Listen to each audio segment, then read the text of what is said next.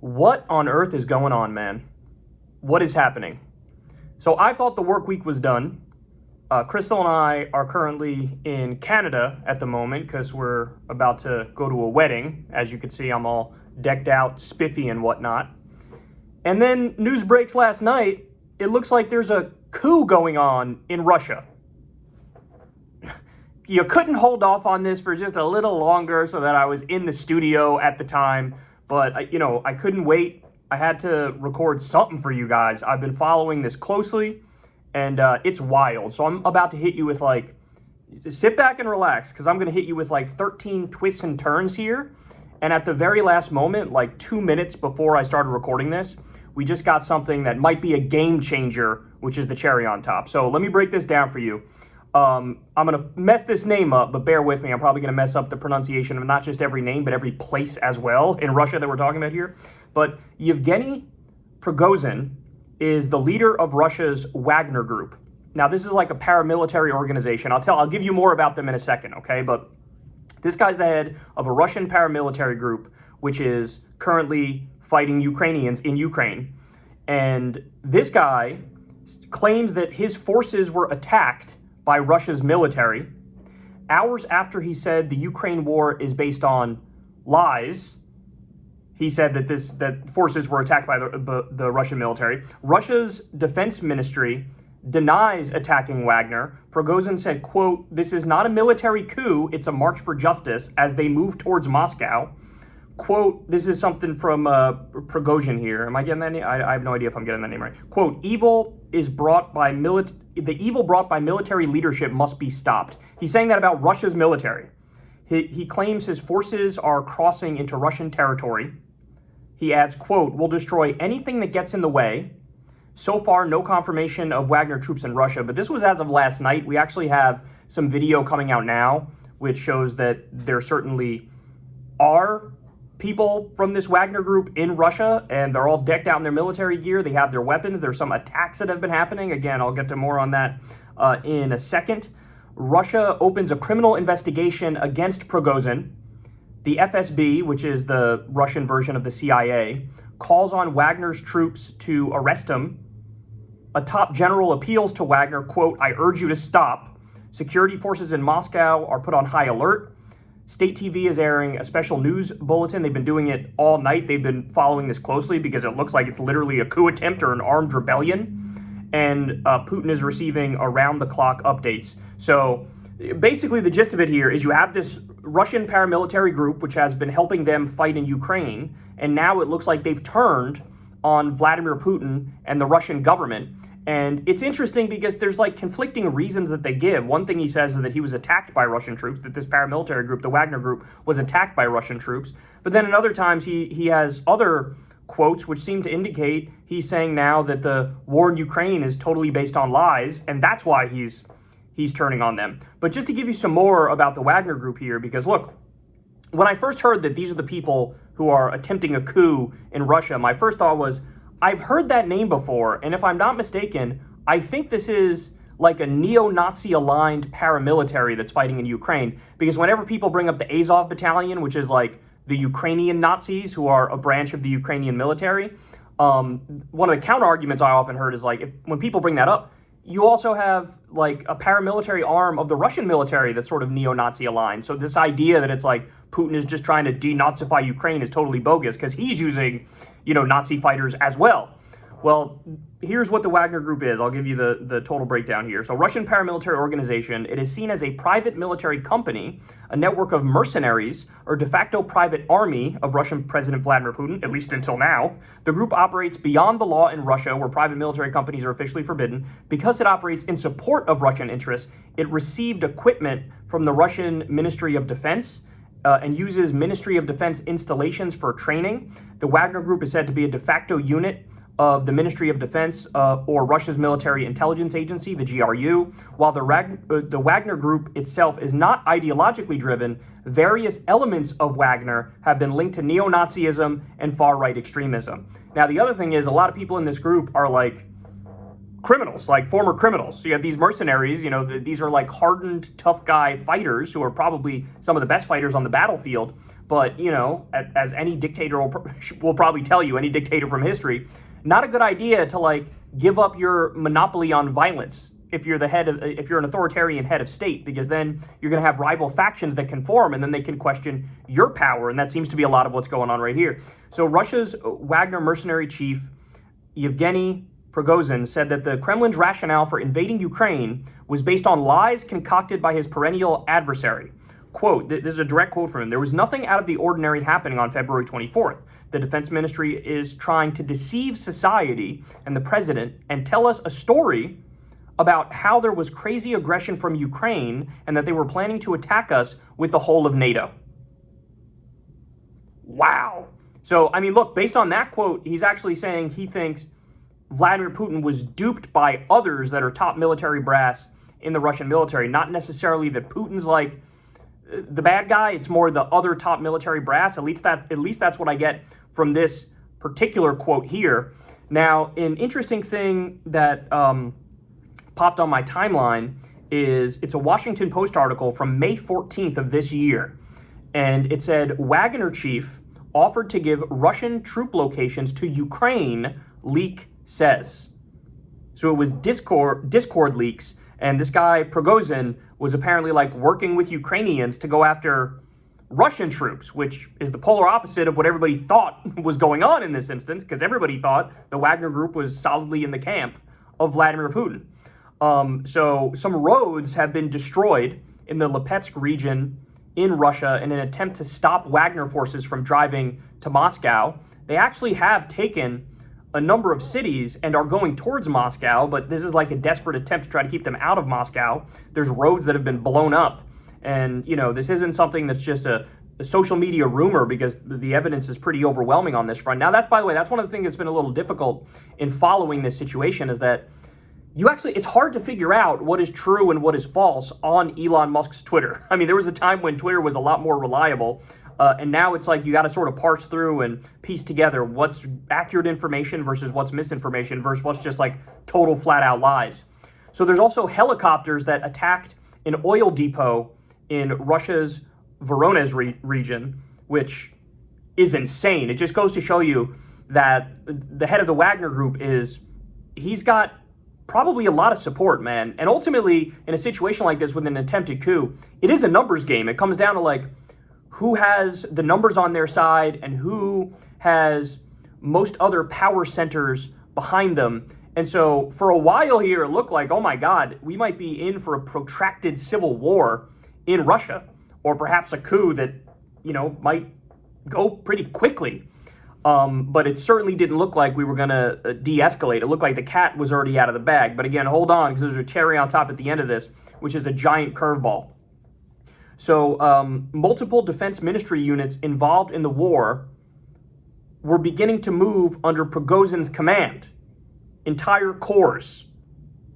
And Shoigu, who's a top Russian defense minister, and Gerasimov, and I don't know who that is, by the way, but somebody who else is involved in Russia's defense, their commanders are being removed. So the ones who are loyal to Putin were being removed. There was some movement in that direction, which is kind of astonishing. Putin also signed a law allowing people to be detained for up to 30 days for violating martial law. So martial law was declared, and they were ready to start jailing people who they were suspecting of not being a loyalist.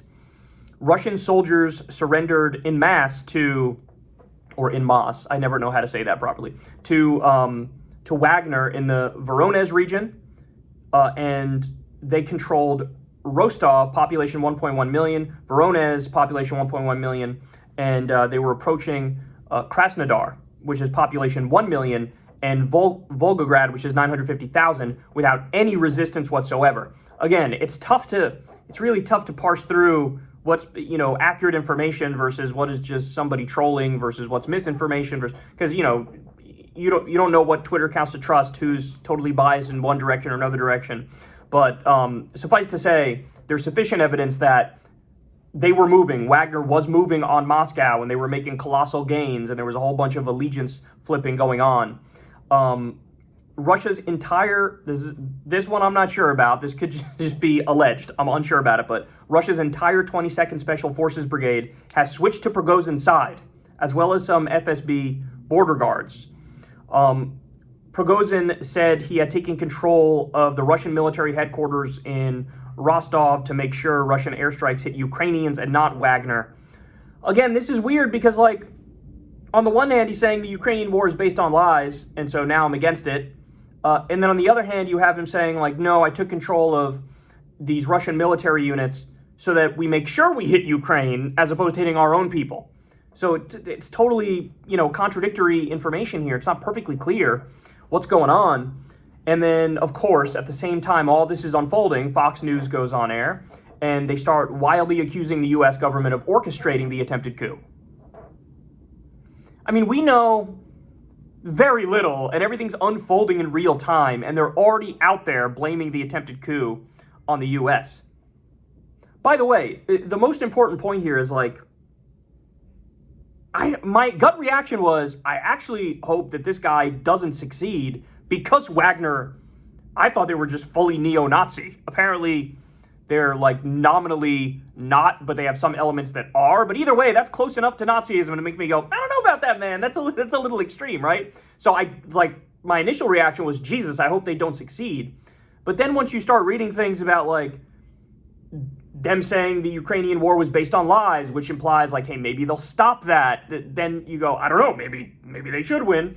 But then you stop and think more and you realize we're talking about a nuclear-armed country here, and basically any sort of unrest to this severe degree is a terrifying scenario, because we don't know who the hell's going to get their hands on those nuclear weapons, or what their take on nuclear weapons is, or, how willy-nilly they might act with this incredible power. So ultimately, when you look at it, you go, I don't know what the hell is a good outcome to this. I don't know who I would want to win in a power struggle like this, but just having a power struggle like this with a nuclear armed state, with any state, it's terrifying, but with a nuclear armed state, it's like next level terrifying. It's like, Jesus Christ, man. Like, this could end in a horrific, horrific way. So look, the ball was already rolling, man. We were off to the races here with just how devastating this scenario was, and I thought it was almost certainly fair to call it a rebellion or an attempted coup, or that we're seeing the beginning of a civil war unfolding. But then, at the very last moment, literally 2 minutes before I started recording this video, Max Sedin, I don't know how to pronounce his name, he's the Moscow bureau chief for the Financial Times, so this guy's legit, he does real reporting. He says, Belarus says it has convinced Pragosin to stand down his armed uprising. Lukashenko spent the entire day negotiating with Pragosin after agreeing on joint actions with Putin and additionally clarifying the situation through his own channels. No immediate confirmation from the Kremlin or Pragosin. Pragosin says Wagner is standing its coup attempt down and going back to Ukraine according to the plan. Pragosin said, quote, right now, the moment has come when blood could be spilled. Therefore, understanding all the responsibility for the fact that Russian blood will be spilled on one side, we are turning our convoy around and going back to our base camps according to the plan. So Belarus, I believe it's Lukashenko's the president there. There was some evidence that he was actually in the process of fleeing Belarus, and I don't know if he was going to Turkey or elsewhere, but so the fear was this is like a widespread coup. It wouldn't just be Russia, also potentially the leadership of Belarus. But at least according to this information that we have now, actually Lukashenko was negotiating with Pragosin the entire time, and he somehow got him to stand down, which, by the way, when you're this far into the scenario, it's so hard to wrap your mind around the fact that he's standing down. Because they already took over cities, they already took over government buildings, they already rolling the tanks down the streets, there's already been some attacks of oil infrastructure, etc. You look at that and it's like, Putin probably wants your head, dog. He probably wants your head. So for you to stand down, it's like, well, what the hell kind of a deal was made? And this is where you start getting into speculation, but it honestly feels more like a Game of Thrones thing than a real life thing here. It's like, what the hell did they offer this guy at the last minute to get his ass to stand down when they were already, in the midst of the coup? It wasn't even just the beginning 10% of it. We were already, 40% of the way there, right? So what the hell did they offer this guy? I have no idea. Is it money? Is it more power? Is it a more direct say in the government of Russia? Because I find it hard to believe Putin would accept almost any terms given what's already happened. Because now he's got egg on his face. He looks like he just has totally lost control of his own military and of Russia more generally. So Putin, by the way, I forgot to mention, he came out and gave a speech last night in the midst of all this when it was very clear that there was a rebellion or an attempted coup happening.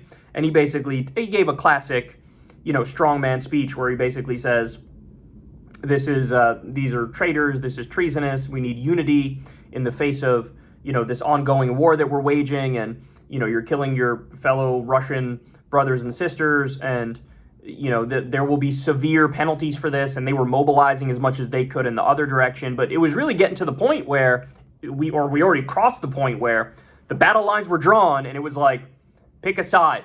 If you're, in Russia's police force, or if you're in, one branch of the army or the military or another, it was like, all right, let's see where everybody's allegiance lies. And it certainly looked like there wasn't as much unified support behind Putin as one may have thought.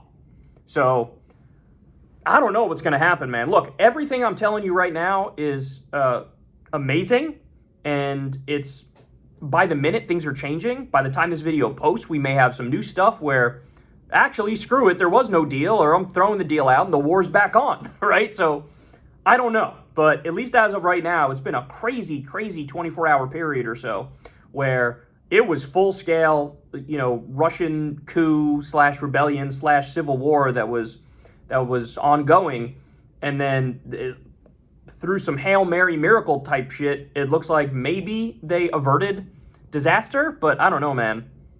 I certainly don't think, I wouldn't say that for sure this thing is over, because there's going to be a lot of people with a lot of feelings about this, and seems like once the cat's out of the bag, it can't get it back in, right? Once that toothpaste is out of the toothpaste, I was going to say toothpaste bottle.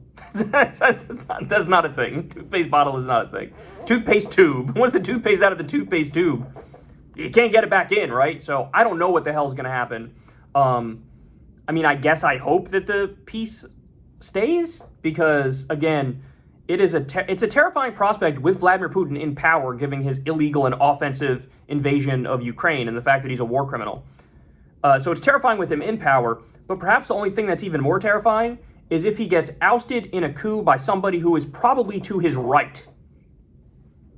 Again, I don't know for sure if he's to his right, because the fact that they're aligned with neo-Nazis makes me go, oh, you're definitely to the right of Putin. But then the fact that he made some comments about how the war in Ukraine is based on lies, which implies he would end it, that would make him to the left of Putin, at least on that issue. I don't know, man. It's like, do you want to get, your right nut chopped off or your left nut chopped off? Neither, but that seems to be the options here. It's like, there is no good ending to this, but what we learned right now is it might be the least bad of all bad scenarios that's unfolding, at least as of this moment. But again, it could all change very quickly because this is an evolving, fluid situation.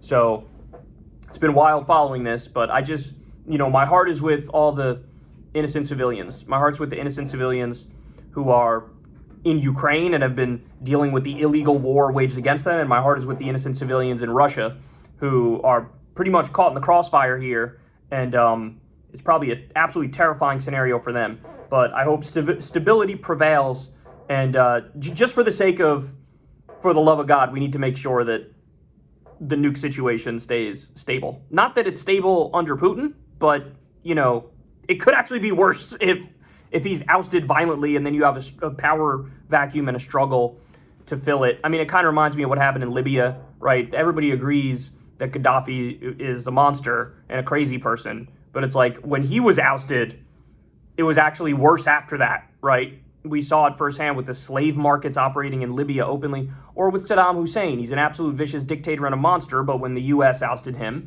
after that, it got a hell of a lot worse. You had the rise of ISIS, for example. So it's a colossal disaster to say the least, but let's hope there's some sort of a positive ending, whatever that may be.